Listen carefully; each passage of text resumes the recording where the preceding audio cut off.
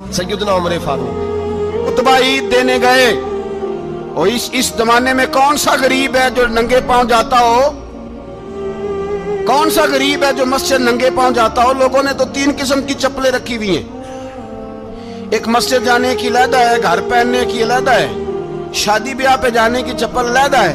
हजरत उमर फारूक रदी अल्लाह ताला अन्हु निकले ईद का खुतबा देने के लिए, तो बीवी से कहने लगे जूता।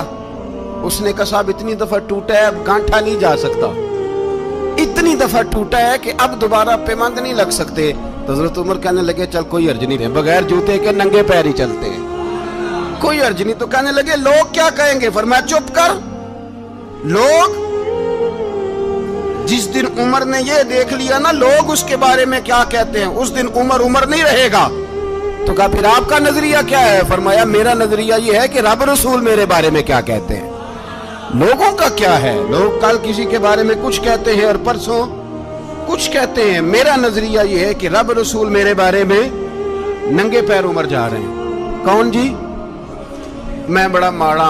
अच्छा जनाब क्या क्या गुर्बत है? 10 किस्म के जोड़े लटके हुए हैं कमरे में और पहनने की फुर्सत नहीं। सवेरे क्या पहनना है, शाम क्या पहनना है, 15-15 सूट इकट्ठे इस्त्री होके लॉन्ड्री वाला भेज रहा है। और तू गरीब है, तू बहुत बड़ा गरीब है।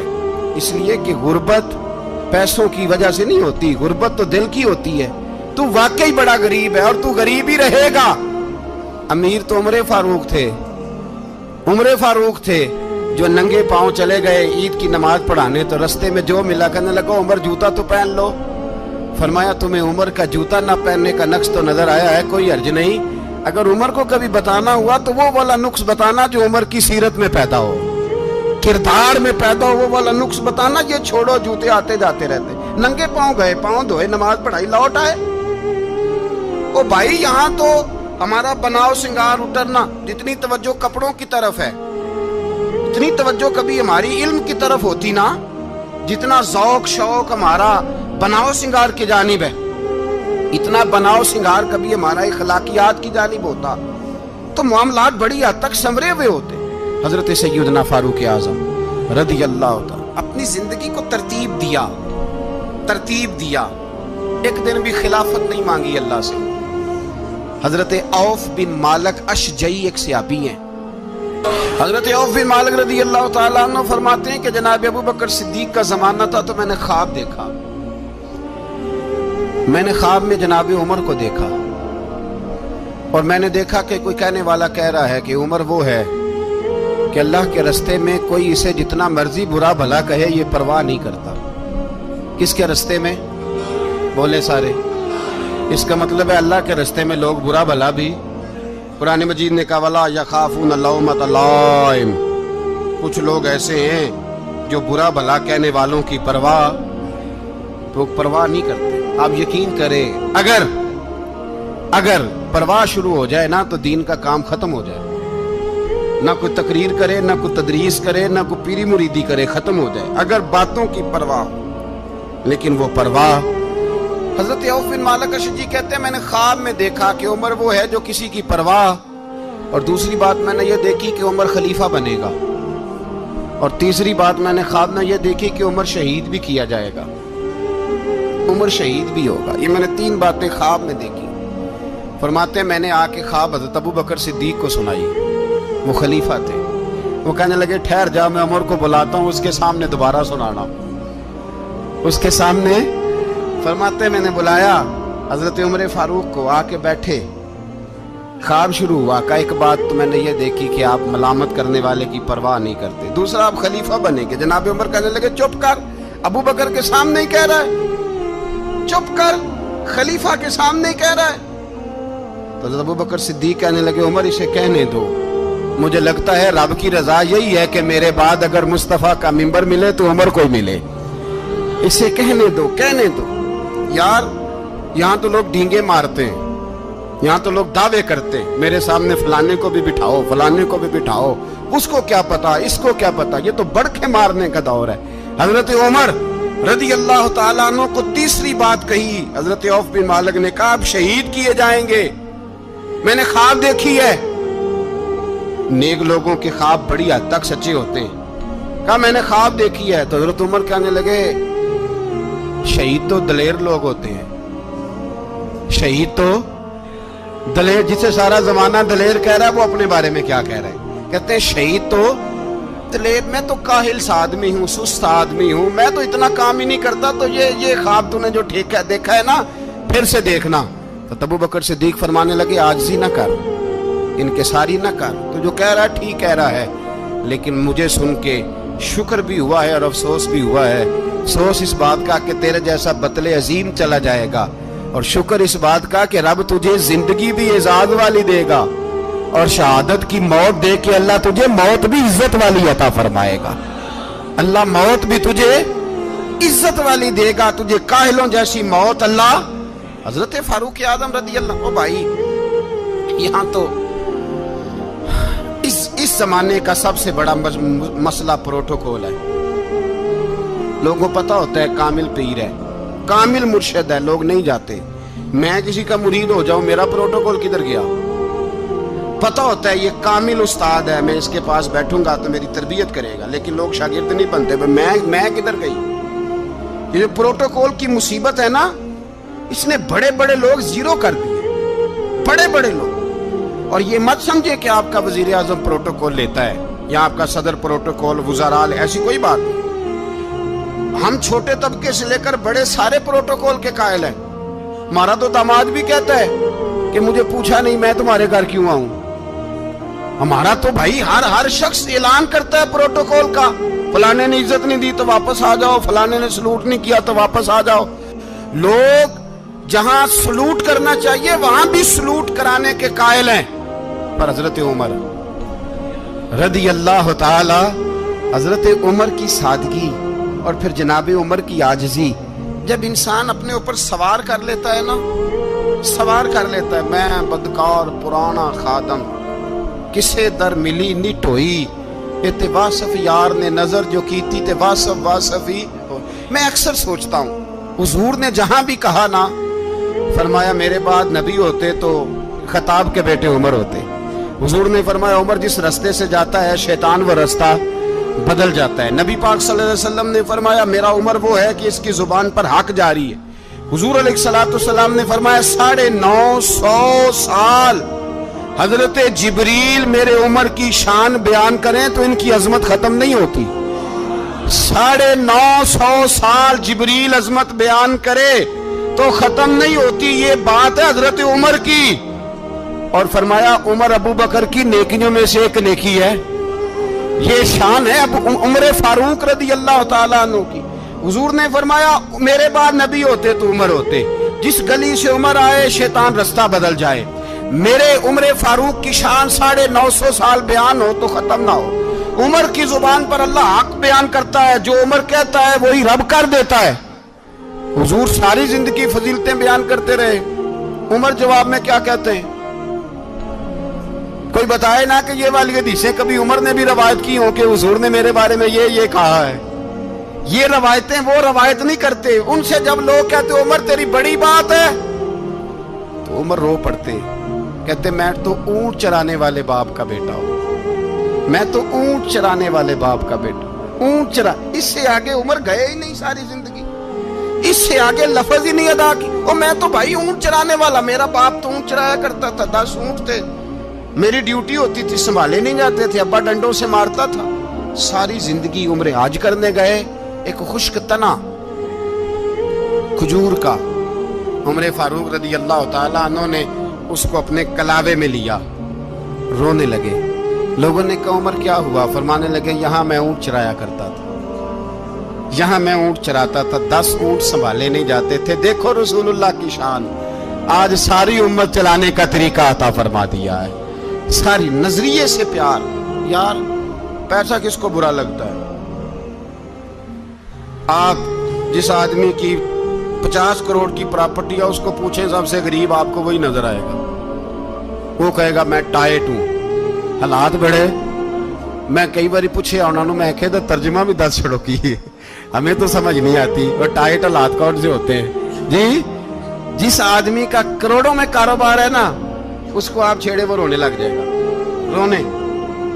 تو کئی میں نے ایسے دیکھے ہیں کرائے کا مکان ہے, ان سے پوچھے صاحب کیا حال ہے تو کہتے ہیں جتنی اللہ نے شان والی زندگی ہمیں عطا کی ہے کسی کو نہیں دی ہوئی۔ اس کا مطلب ہے خوشی بھی یہی ہے اور غم بھی یہی، اندر سے خوشی ہے، اندر سے ہی۔ تو نے اگر راضی رہنا ہے تو ادھر سے رہنا ہے، ناراض رہنا ہے تو بس اپنے آپ کو خوش رکھے گا تو ہو جائے گا۔ سارے صحابہ مل کے آئے، کہنے لگے عمر فاروق سے کہنا ہے نبی پاک کے زمانے میں تو ظاہراً غربت تھی، ابو بکر کے دور میں بھی غربت تھی، اب تو بڑا محال ہے، عمر سے سفارش کرو کہ عمر نیا کرتا پہنا کرے۔ ملکوں کے سفیر آتے، عمر وہی پھٹی پرانی چادر اوڑھ کے اور وہی کئی جگہ پہ پیوند لگے سوٹ پہن کے سفیروں کے سامنے بیٹھ جاتا ہے۔ عمر کو مشورہ دو، طے ہو گئی بات۔ سب نے جب مشورہ دے لیا تو سارے کہنے لگے یہ بتاؤ شیر کی مونچھ کو ہاتھ کون لگائے گا؟ کہنا کس نے ہے؟ بندہ بھی تو ڈھونڈو نا۔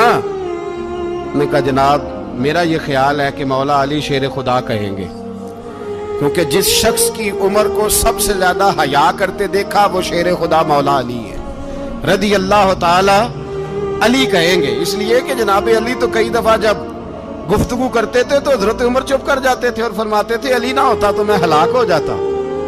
تو کہا علی سے کہو۔ جناب علی شیر خدا کو بلایا، کس کام کے لیے؟ جی اللہ اکبر۔ یہ ذرا اپنے اس دور پہ اس بات کو ذرا لاکا جناب ان سے کہیں کہ زیادہ نہیں، ایک کرتا نیا پہن لے، سفیر آتے ہیں وزیر آتے ہیں تو ایک کرتا نیا پہن لے۔ حضرت علی کو بلایا، آپ فرمانے لگے کوئی اور بات ہوتی تو میں کہہ دیتا، یہ والی میں نہیں کہہ سکتا، کوئی اور ہوتی تو میں عمر کو کئی دفعہ کہہ دیتا ہوں، جلال میں بھی تو سن، یہ والی میں نہیں کہہ سکتا، میں تمہیں ایک مشورہ دیتا ہوں۔ کہا وہ کیا؟ کہنے لگے سیدہ عائشہ صدیقہ سے کہو، وہ مومنوں کی ماں ہے، عمر ٹالے گا نہیں۔ اماں جی سے جا کے کہا اماں جی نیا کرتا عمر سے کہیں پہن لیں، وزیر آتے ہیں بڑے بڑے لوگ تو چلو کوئی حرج نہیں۔ اماں جی نے کہا اچھا کوئی بات نہیں میں بلا لیتی ہوں۔ جناب عائشہ نے پیغام بھیجا، جب خادم نے کہا نا مصطفیٰ کے گھر سے پیغام آیا ہے تو 20 لوگ بیٹھے تھے، عمر کانپتے ہوئے اٹھے، کانپتے دوڑے۔ حضرت عائشہ پردے میں تھی تو فرماتی ہیں عمر اتحیات کی حالت میں بیٹھ گئے۔ کہا اماں جی دیر تو نہیں ہو گئی مجھے آنے میں؟ کہا نہیں ٹائم پہ آ گئے ہو۔ کس لیے بلایا تھا؟ کہا عمر دیکھو غربت کے معاملات اور ہوتے ہیں، جب اللہ آسانی دے تو کوئی چیز استعمال کرنا حرام نہیں ہوتی، اگر حرام ہے تو بتاؤ۔ کہا نہیں اماں جی حلال ہی ہے۔ تو فرمایا پھر اتنے سفیر آتے ہیں مشیر آتے ہیں، اب تو مال غنیمت بڑا آتا ہے، ڈھیر لگ جاتے ہیں مسجد میں، تو چل ایک نیا کرتا تم بھی پہن لیا کرو، اور آپ نیا کرتا پہنو گے تو دھاگ بیٹھے گی غیروں پر۔ تو صحابہ کا مشورہ ہے کہ آپ نیا لباس پہنے۔ اماں جی کہتی ہے میں نے حکم دیا تو عمر چپ کر گئے، گردن جھک گئی۔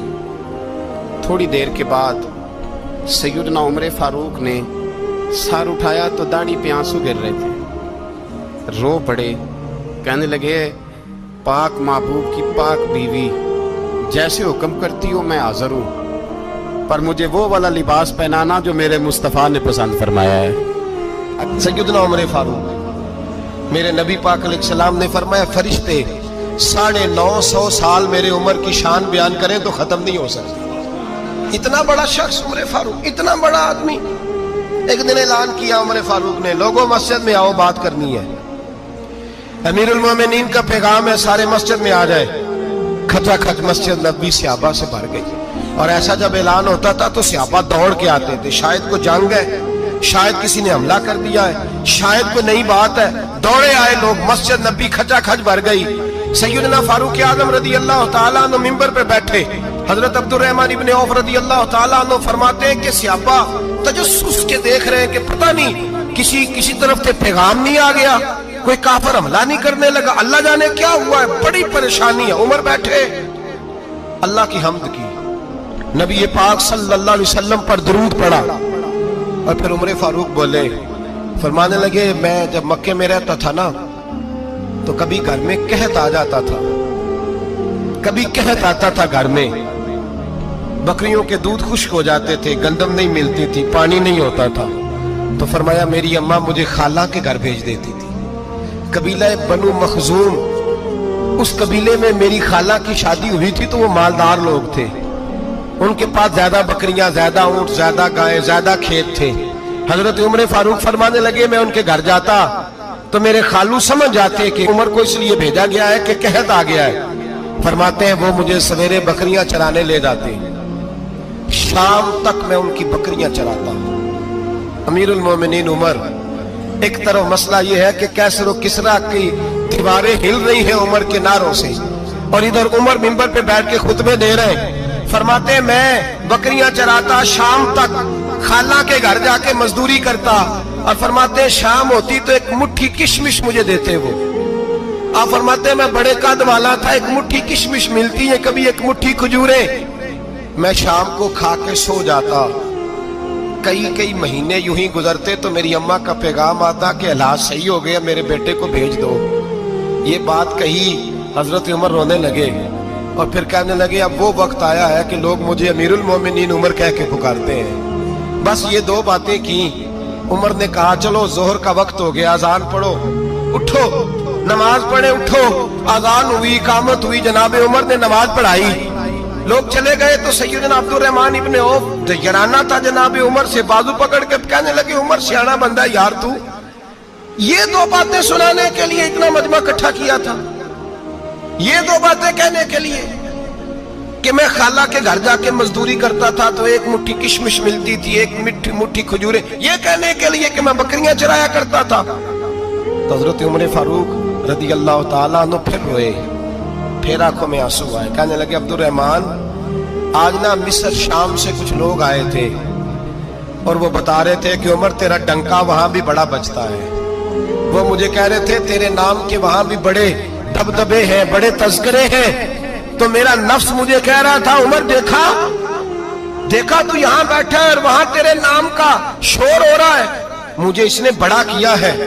तो मैंने आज मुस्तफा के सारे गुलाम इकट्ठे करके अपनी औकात बता दी है। मैंने अपनी औकात बताई है कि मैं कुछ नहीं, कोई शय नहीं, कोई चीज ही नहीं, असी किसी से कुछ नहीं जे लगदे, ना कोई साडा दर्दी। मैंने बताया है कि मैं तो किसी के बकरियां चरा के एक मुट्ठी किशमिश लेके गुजारा किया करता था। गुजारा मुझे मेरे कुछ साथी ना ले गए गुजरांवाला, सर्दियों के मौसम में मुझे कहने लगे स्वेटर पसंद कर ले अपनी मर्जी का। तो मैंने कहा यार मुझे तो वही मजा आता है जो मेरी अम्मा क्रोशिये से बनाया करती थी, वही वो पहले अब्बा पहनते थे, फिर वही स्वेटर बड़ा भाई पहनता था, फिर हमारे खाते में आ गया। और फिर उसकी तारीफें होती थी गुर्बत छुपाने के लिए, उसकी तारीफें होती थी बड़ी मेहनत से बना है जी, क्या बात है, बड़ा गर्म है। तो अब छोटे भाई को दे दिया जाए। हमने कहा वही जमाना देखा है, वही रंग देखा हुआ है और उस पर फख्र है। अब तो लोग जब कुछ हो जाता है ना, दो चार लोग जानने लगते हैं तो लोग फटाफट दावा कर देते हैं खानदानी रईस आज़म हूं, बड़ी बात है। ऐसी कोई बात नहीं, जिसको अपना आप याद रहता है उसे खुदा भी याद रहता है, जिसे अपना आप याद रहता है उसे रसूलुल्लाह भी याद रहते हैं, जिसे अपना आप याद रहता है उसकी नजर में दूसरे लोग भी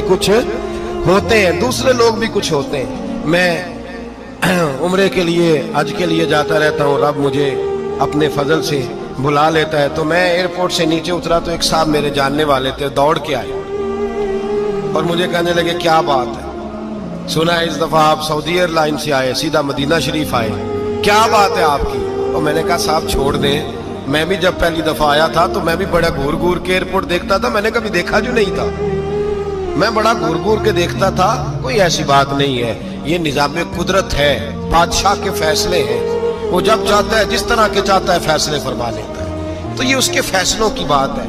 हम लोग ना जिस हैसियत पे होते हैं वहीं रह जाते हैं, पिछली बात भूल जाते हैं। इसलिए हम चाहते हैं जो भी हमें मिले झुक के मिले, जो भी आए, और ये मेरा आपका सबका मुश्तरका मामला है। मेरे नबी पाक सल्लल्लाहु ताला अलैहि वसल्लम ने सहाबा से पूछा तुम्हें बताऊं जन्नत के बादशाह कौन होंगे?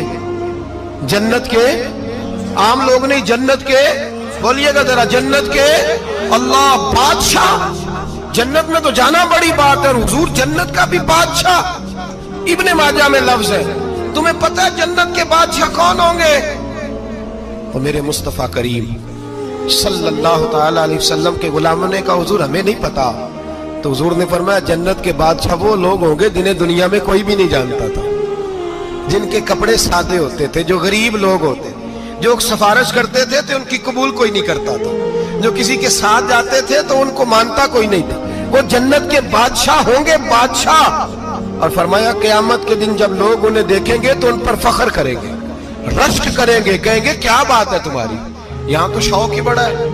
गरीबों ने भी पोस्टर बनाए हुए हैं, डाकुओं, लुटेरों, चोरों की तस्वीरों के साथ लगवाए हुए, अपने आप को बड़ा करने के लिए। आज इख्तियार करें, आज ही इख्तियार करें, अपने आप को मिटाने की कोशिश करें। रब करीम के बंदे आगे बढ़ बढ़ के अपना आप दिखाते नहीं। बड़ा शौक है, पहले फोटो खिंचा लो, बाकी बातें बाद में होगी। पहले वीडियो बना लो, बाकी कुछ और बाद में होगा। पहले अब तो परसों तरसों मुझे एक मौलाना कहने लगे कि आपसे मैंने, वो यहाँ जुमा पढ़ने आते हैं कभी कभी, मेरे दोस्त हैं, कहते हैं आपसे मैंने सुना था कि अगर कोई, उस नबी पाक का फरमान है, अगर कोई नजराना दे तो उसको ले लो, अगर कोई तोहफा दे तो उसको, हुजूर ने फरमाया ले लो अगर तुम्हें को देता है, अपनी मर्जी से, मांगना मना है। कुछ दे दे तो ले लो, वरना एक वक्त आएगा तुम मांगोगे तुम्हें मिलेगा नहीं। जब को दे दे तो ले लो। कहने लगे आपने कहा था को दे दे, तो उस वक्त से मैं कोई सूट देता है मुझे मेरी मस्जिद का नमाजी तो मैं ले लेता हूँ, कोई मुझे कोई और शायद देता है तो मैं आपसे सुन के। तो अगर मेरी मस्जिद का नमाजी सूट पकड़ाते साथ फोटो भी खींचे तो फिर मेरे लिए क्या हुक्म है। वो खुशबू की डब्बी देते हुए साथ फोटो भी खींचे, फिर मेरे लिए क्या हुक्म। कहने लगे रमजान में ये हाल हुआ है कि लोग कपड़े दे रहे थे और फोटो खींच रहे थे, क्या चक्कर है, कहां चले गया। गरीब आदमी की इज्जत नफ्स को कुचल डाला पकड़ के। एक जोड़ा साल के बाद इमाम को दिया, उसकी भी तस्वीर खींच के फेसबुक पे दे डाली। ये हमारी